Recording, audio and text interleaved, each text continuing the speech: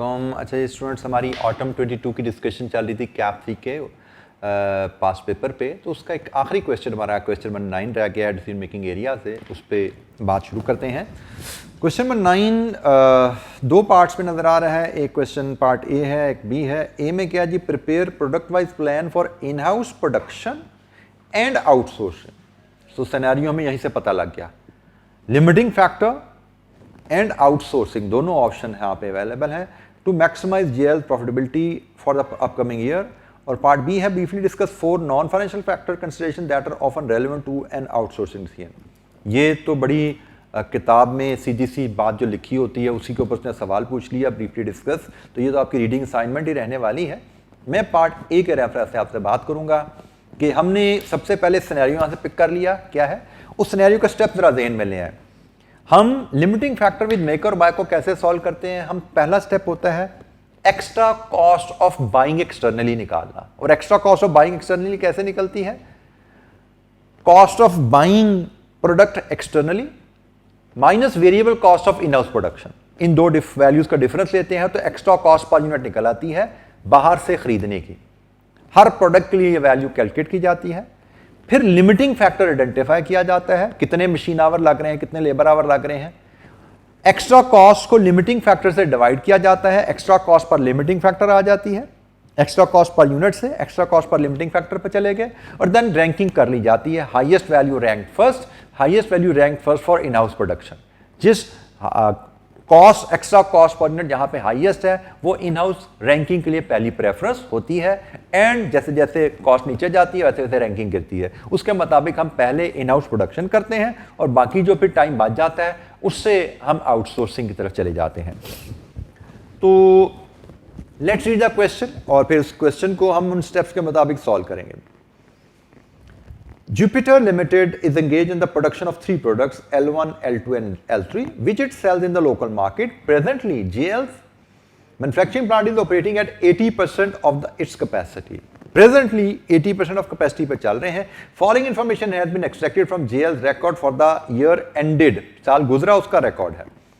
Production sale बराबर है L1, L2, L3 units. Machine hours per unit L1, L2, L3। Selling price per unit rupees में है। Variable cost per unit material, labour, variable overhead है, fixed overhead भी है। Fixed overhead हमारे लिए यहाँ पे रेलेवेंट नहीं होते क्योंकि हमें variable cost of in house production चाहिए और बाहर से कॉस्ट ऑफ बाइंग एक्सटर्नली लेनी है। ठीक है। In order to enter into international market on 1st August, JL hires the services of an export house to market its product at monthly payment of 1 lakh. 1 lakh salary पे उसने कोई agency hire कर ली है ताकि वो उसकी प्रोडक्ट को इंटरनेशनल मार्केट करें।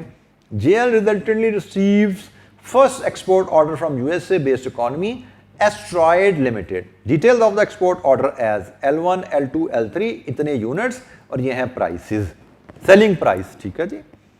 It is estimated that due to additional packaging the direct material cost will increase by 10% and due to quality control other variable overheads will increase by 15%. ये उसने export related बात कर दी कि भाई आप export related आपको ये चैलेंज आएगा। A tall manufacturer offers JL to produce L1, L2, L3। अच्छा, ये आप ये लिमिटिंग आउटसोर्सिंग में बाहर से खरीदना नहीं है, बाहर से बनवाना है। टॉल मैन्युफैक्चरिंग क्या होता है? ये खास टर्म यूज की जाती है बिजनेसेस में कि जहां पे आपके पास मटेरियल तो है लेकिन मशीनरी अवेलेबल नहीं है जिस पे उस मटेरियल को फिनिश गुड में कन्वर्ट कर सके। तो टॉल मैन्युफैक्चरर ऐसी कंपनीज होती हैं जिनके पास प्लांट अवेलेबल है, आपसे रॉ मटेरियल लेके उसको फिनिश गुड्स में कन्वर्ट कर देती हैं। तो टॉल मैन्युफैक्चरर ने कहा जी हम L1, L2, L3 आपको बना देंगे इतने पैसे लेके, प्रोवाइडेड आप मटेरियल हमें दें। मतलब JL मटेरियल दे दे उस टॉल मैन्युफैक्चरर को, तो वो ये इस खर्चे पे मटेरियल कन्वर्जन कॉस्ट समझ लो ये बन गई। ये कन्वर्जन कॉस्ट की रिप्लेसमेंट है। एक थी कन्वर्जन कॉस्ट अपनी, यहां पे हमारी आ रही है ये लेबर प्लस ओवरहेड। एक ये कन्वर्जन कॉस्ट है अगर हम इन हाउस बनाएं, और ये है बाहर की कन्वर्जन कॉस्ट अगर हम बाहर जाएं। ठीक है। The management has decided to produce local orders on priority. अच्छा, अब यहां पे उसने बड़ी क्लियर कर दिया कि भाई जो लोकल ऑर्डर्स है ना वो हमने इन हाउस बनाने हैं, उसमें मसला नहीं है। हमें ऑलरेडी हम इन हाउस बना रहे हैं अपनी 80% कैपेसिटी से, तो आइंदा भी इन हाउस ही बनाएंगे। हमने सिर्फ जो एक्सपोर्ट के लिए यूनिट्स बनाने हैं, उसमें हमने देखना है कि कितने इन हाउस बनाएं, कितने बाहर से बनाएं। तो सबसे पहले हमारी कहानी फिर शुरू कहां से होगी? हमारी कहानी शुरू होगी कि जनाब हमारे पास आवर्स अवेलेबल कितने हैं एक्सपोर्ट ऑर्डर के लिए। हमारी कहानी शुरू होगी एक्सपोर्ट ऑर्डर के लिए हमारे पास आवर्स अवेलेबल कितने हैं। Question number 9 part A. तो हम करंट जो प्रोडक्शन कैपेसिटी जो हम यूज कर रहे हैं वो क्या है? हमारी करंट प्रोडक्शन कैपेसिटी है जी, हम 3500 यूनिट्स L1 के बना रहे हैं 8 घंटे लगा के पर यूनिट। हम 6000 यूनिट्स L2 बना रहे हैं 5 घंटे लगा के। हम 7000 यूनिट्स L3 बना रहे हैं 6 घंटे लगा के। तो इस तरह हम टोटल 1 लाख घंटे लगा के लोकल सेल्स की डिमांड पूरी कर रहे हैं। लेकिन ये तो बनते हैं हमारे 80%, तो टोटल कैपेसिटी हमारी है कितनी? अगर 1 लाख जो है वो 80 है तो 100% कैपेसिटी हमारी हुई कितनी? वो तो बनी 1,25,000। इसका मतलब आवर्स अवेलेबल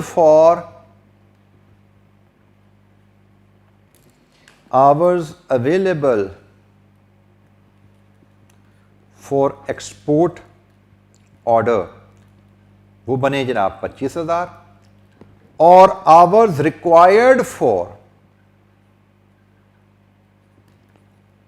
एक्सपोर्ट ऑर्डर वो कितने हैं?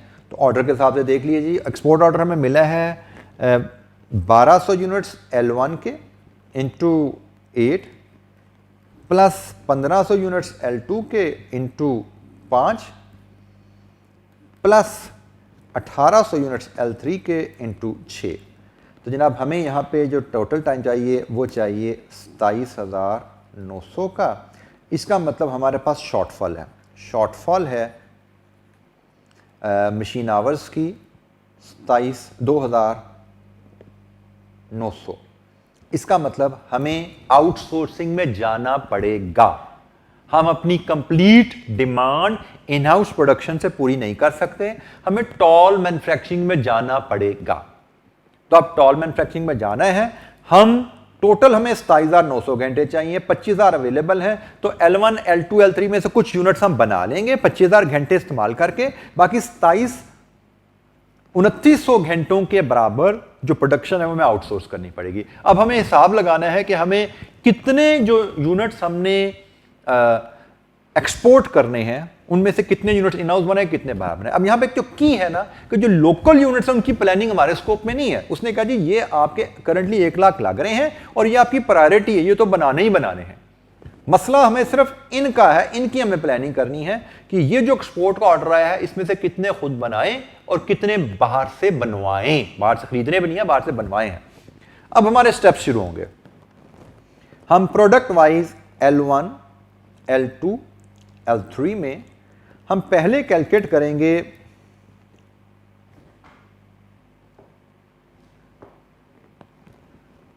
Variable cost of in house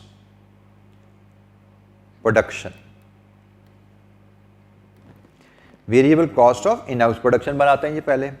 उसमें लगेगा जी मटेरियल, डायरेक्ट मटेरियल, उसमें लगेगी डायरेक्ट लेबर, उसमें लगेगी वेरिएबल ओवरहेड्स।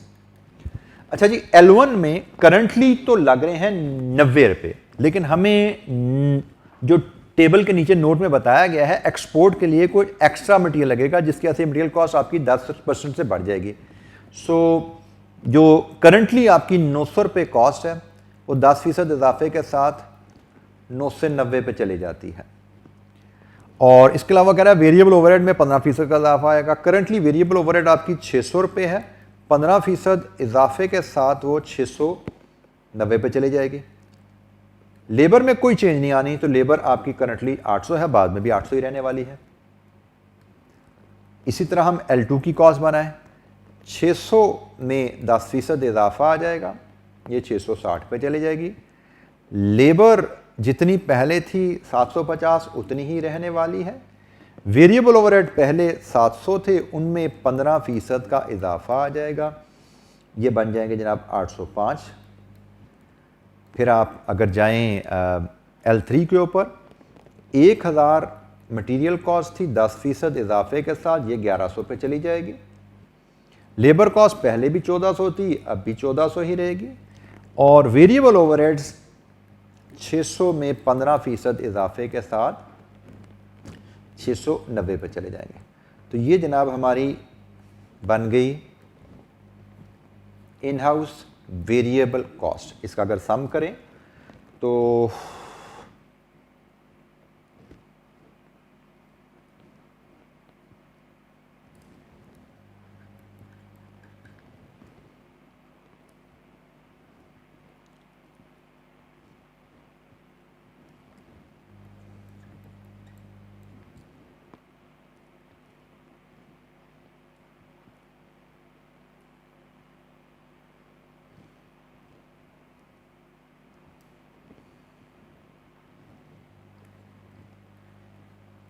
ये जी हमारी variable cost of in house production आ गई। इसको हमने कंपेयर करना है variable cost from toll manufacturing, outsourcing कह लो। अच्छा, यहां पे भी अब डायरेक्ट मटेरियल है वो आपने देना है और कन्वर्जन कॉस्ट जो उन्होंने चार्ज करनी है। डायरेक्ट मटेरियल तो वही जो ऊपर लग रहा है वही यहां लगेगा, 990, 660 और 1100। कन्वर्जन कॉस्ट क्वेश्चन में रेडीली हमें दी गई है। L1 की 1800, L2 की 1600, L3 की 2500। लीजिए जी, यहां पे हम सम कर लेते हैं। ये बन गया आपका 2790, ये बन गया आपका 2260 और ये बन गया आपका 3600। लीजिए जी, A और B है। एक्स्ट्रा कॉस्ट पर यूनिट लेंगे पहले, which will be B minus A। Extra cost per unit outsourcing में हमें क्या पड़ी है, B minus A 2790 minus 2480, 310, 2260 minus 2215, 45 और 3600 माइनस 3190, 410। ये एक्स्ट्रा कॉस्ट पर यूनिट आ गई इन आउटसोर्सिंग। इसको हम डिवाइड करेंगे मशीन आवर पर यूनिट के साथ। लेट्स अज्यूम ये आपकी वैल्यू अगर B माइनस A आपकी जो वैल्यू है ये अगर D है और मैं इसको अगर E बनाऊं तो ये मशीन आवर पर यूनिट हमें क्वेश्चन में रेडीली अवेलेबल है 8, 5 और 6। और फाइनली मैं एक्स्ट्रा कॉस्ट पर मशीन आवर बनाता हूं which will be D divide with E। D divide with E करें तो ये 39 है, ये 9 है और ये 68 है। इसके ऊपर हम फिर प्रोडक्शन प्रेफरेंस बना लेते हैं। ये इन हाउस प्रोडक्शन प्रेफरेंस हमारी बन गई। इन house production preference, highest value ranks first, 1, 2 and 3। अब इस प्रोडक्शन प्रेफरेंस के तहत अब हम अपना प्रोडक्शन एंड आउटसोर्सिंग प्लान बना लेंगे। तो हम पहले प्रोडक्शन प्लान बनाते हैं, इन हाउस प्रोडक्शन प्लान, और फिर बाकी जो बचेगा वो आउटसोर्स चला जाएगा। इन house production plan, it will start with available hours for export order. जैसे कि हमने ऊपर कैलकुलेट किया था, हमारे पास एक्सपोर्ट ऑर्डर के लिए जो आवर्स अवेलेबल हैं वो हैं जी ये 25,000 hours available for export order 25,000। इनकी हमें प्लानिंग करनी है। तो जनाब 25,000 आवर्स अवेलेबल हैं, ये मशीन आवर्स अवेलेबल हैं। अब इनकी प्लानिंग शुरू करते हैं। रैंकिंग के मुताबिक प्रोडक्शन शुरू करेंगे। सबसे पहले हम प्रोडक्शन करना चाहते हैं जी L3 की। सबसे पहले हम L3 प्रोड्यूस करना चाहते हैं। L3 की डिमांड हमारी है 1800 और 6 रुपए per unit, 6 hours per unit के हिसाब से 10,800 घंटे लग गए। हमने कहा जी 1800 यूनिट्स बना लो 6 मशीन आवर्स के हिसाब से। तो जनाब आपके 10,800 आवर्स यहां पे इस्तेमाल हो गए। बाकी आवर्स बच गए आपके पास 14,200। फिर आपकी रैंकिंग के हिसाब से L1 की बारी आ गई, फिर आप प्रोड्यूस करेंगे L1 की डिमांड है आपके पास 1200 की और टाइम लगता है इस पे 8 machine hour, 1200 into 8, yes we have enough time, 1200 units into 8 machine hours, यहाँ पे जनाब आपके 9600 लग गए, बाकी बचे आपके पास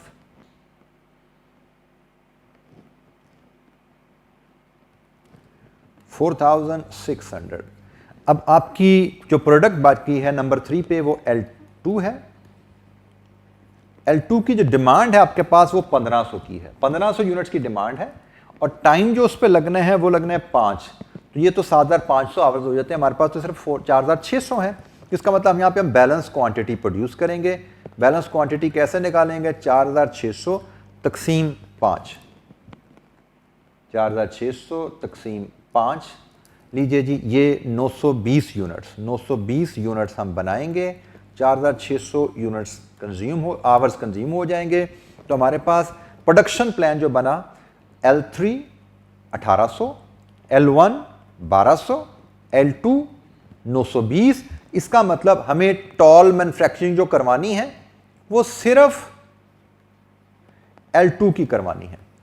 और कितने L2 की? जो बच गए बाकी हैं 1500 में से 920 तो आपने बना लिए, तो बाकी जो बचे हैं 580 यूनिट्स की आपने टॉल मैन्युफैक्चरिंग करवानी है। तो ये जनाब आपका जवाब हो गया, L3 की प्रोडक्शन, L1 की प्रोडक्शन, L2 की प्रोडक्शन और टॉल मैन्युफैक्चरिंग L2 की। That's it, this completes your answer. Straightforward question था। If you are able to pick the right topic, तो आसान सवाल है। अच्छा, इसकी प्रेजेंटेशन एग्जामिनर की डिफरेंट है। आप लोग क्या समझते हो कि सवाल शायद कोई अनोखा है इसलिए तरीका भी अनोखा लग गया, रटा मार लो। और भाई सवाल भी वही है जो हमने क्लास में किए हुए हैं, सिर्फ उसने तो बाय की जगह बाहर से आउटसोर्सिंग में बाय करने के बजाय बाहर से प्रोडक्शन करवा ली है। तो सवाल को ध्यान से पढ़ा कीजिए, जो सिनेरियोस पढ़े हैं उन्हीं में से कहीं ना कहीं में सवाल ने फिट होना होता है। अच्छा जी, इसकी अगर आप कमेंट्स देखिए, पहले सबसे पहले पासिंग परसेंटेज तो देखें इसकी क्या है। क्वेश्चन नंबर 9, उफ अलार्मिंग, सिर्फ 17% बच्चे पास हुए हैं। डिसीजन मेकिंग एंड CVP मैंने आपको पहले बताया हुआ है, ये टफ क्वेश्चन बच्चे समझते हैं लेकिन पता नहीं क्यों। मुझे तो यही लगता है कि यू फेल टू पिक, आप अपने दिमाग को इस्तेमाल नहीं कर पाते, जिसकी वजह से जैसे हमने अगर सिनेरियो को पिक किया, स्टेप्स को रिकॉल किया, उनको अप्लाई किया तो 100/100 चक्कर ही कोई नहीं है। लेकिन वाई मुझे अक्सर समझ नहीं आती क्यों ये आप पिक नहीं कर पाते। देखते हैं क्या गलतियां जी बच्चों की जनरली, लेकिन मुझे यही लग रहा है सिनेरियो ही पिक नहीं हुआ बच्चों से कि कौन सा टूल लगना है यहाँ पे। तो एग्जामिनर क्या कहता है जी? Full capacity and shortfall of machine hour were not computed. Some examiners incorrectly computed full capacity of 80,000 hours. Incremental contribution per unit on in house production was not computed. हमने तो खैर इंक्रीमेंटल कंट्रीब्यूशन से चले ही नहीं, हम तो extra cost से चले हैं। बट एक ही बात है, इसने इंक्रीमेंटल कंट्रीब्यूशन से किया, हमने एक्स्ट्रा कॉस्ट से किया, दोनों एक्सेप्टेबल है, लेकिन बच्चों ने मतलब स्टेप्स सही नहीं लगाए। Priority was not given to production of local order. हमने जैसे कहा कि लोकल तो हमने बनाने ही बनाने हैं, हम सिर्फ जो बाकी बचे एक्सपोर्ट ऑर्डर्स उनके लिए आवर्स उनकी प्लानिंग करें। तो ये एक जुमला क्लियरली क्वेश्चन में लिखा था, बच्चों ने इसको इग्नोर किया। Both local order and export order were computed according to the ranking. ये गलती होगी है। हमें जो प्रेफर्ड ऑर्डर होते हैं वो कंफर्म ऑर्डर होते हैं, हमें करने ही करने हैं। Financial factor were discussed instead of non financial factor. उसने क्लियरली लिखा हुआ है नॉन फाइनेंशियल फैक्टर्स बताइए पार्ट बी में, आल्दो मैंने वो डिस्कस नहीं किया, that is your home assignment. जब उसने कहा non financial factor, then you have to discuss non financial factor, there should be nothing financial in that. अच्छा जी, this completes our session of this revision जो मैंने plan किया था, जैसे आपसे प्रॉमिस किया था। अल्हम्दुलिल्लाह आज हमने उसकी लास्ट क्वेश्चन भी रिकॉर्ड कर लिया। मैंने आपसे पहले भी कहा था, मैं फिर आपसे रिक्वेस्ट कर रहा हूँ कि अगर आपको इन वीडियोस के अलावा कुछ मजीद सपोर्ट चाहिए, कोई हेल्प चाहिए किसी भी स्टूडेंट को, उसने मुझसे क्लासेस में पढ़ा या नहीं पढ़ा, you should give your requirement in the comment and I will try कि इंशाअल्लाह उसको मैं एड्रेस कर सकूँ as soon as possible. Thank you very much and very best of luck for your preparation and exams. Assalamu alaikum.